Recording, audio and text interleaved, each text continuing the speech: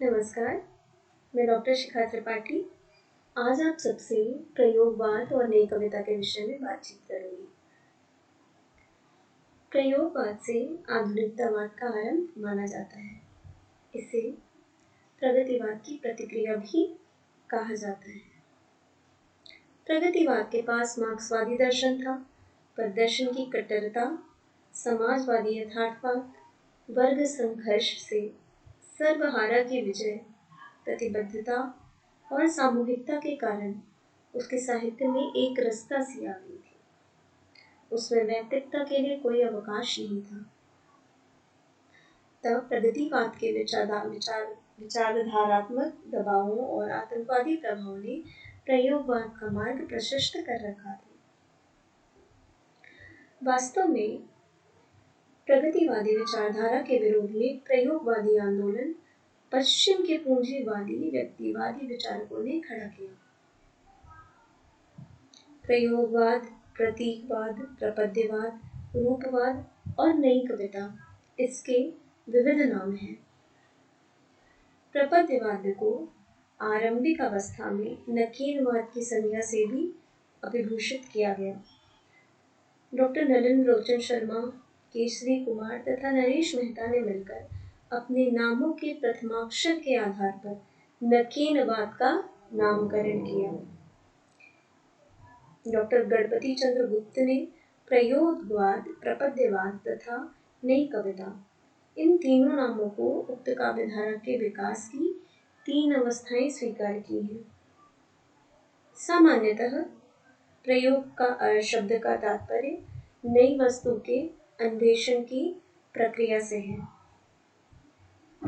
साहित्य के क्षेत्र में भाषा, शिल्प और वस्तु को लेकर अनेक प्रयोग हुए हैं, किंतु वाद के रूप में प्रयोग शब्द का प्रचलन सन 1943 में अज्ञेय द्वारा संपादित तार सप्तक से माना जाता है।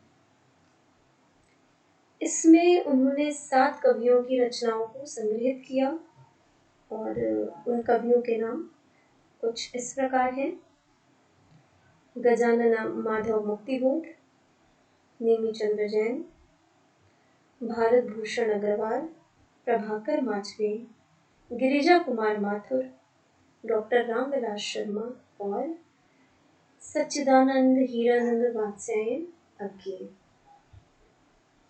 अज्ञेय ने तार सप्तक की एक लंबी भूमिका लिखी है और कुछ अन्य कवियों ने भी अपनी रचनाओं के संदर्भ में इसमें वक्तव्य दिए हैं।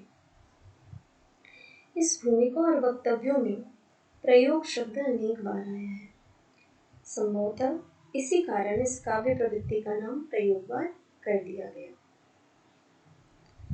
तार सप्तक के कवियों ने प्रयोगशील और प्रयोग शब्द का उल्लेख किया है।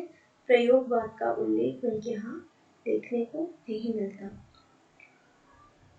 सबसे पहले आचार्य अनंत दुलारे वाजपेयी ने अपने एक निबंध प्रयोगवादी रचनाएं में लिखा है, पिछले कुछ समय से ही हिंदी काव्य क्षेत्र में कुछ रचनाएं हो रही हैं, जिन्हें किसी सुलभ शब्द के अभाव में प्रयोगवादी रचना कहा जा सकता है। इसी के उपरांत बाद में अज्ञेय ने वाजपेयी जी के इस नामकरण का विरोध भी किया, किंतु विरोध और अस्वीकृति के बावजूद यह शब्द सर्वमान्य हो गया। इन कवियों ने देश और समाज की महत्वपूर्ण घटनाओं को अपने काव्य का विषय नहीं बनाया और न विशाल प्रबंध काव्य लिखने का ही प्रयत्न किया, अपितु इन लोगों ने लघु मानव को ही महत्व दिया है। तार सप्तक के प्रकाशन के बाद दूसरा तार सप्तक या दूसरा सप्तक 1951 में तथा तीसरा सप्तक 1959 में प्रकाशित हुआ। दूसरे सप्तक के कवि हैं भवानी प्रसाद मिश्र जी, शकुंतला माथुर, हरिनारायण व्यास, शमशेर बहादुर सिंह, नरेश कुमार मेहता, रघुवीर सहाय और धर्मवीर भारती।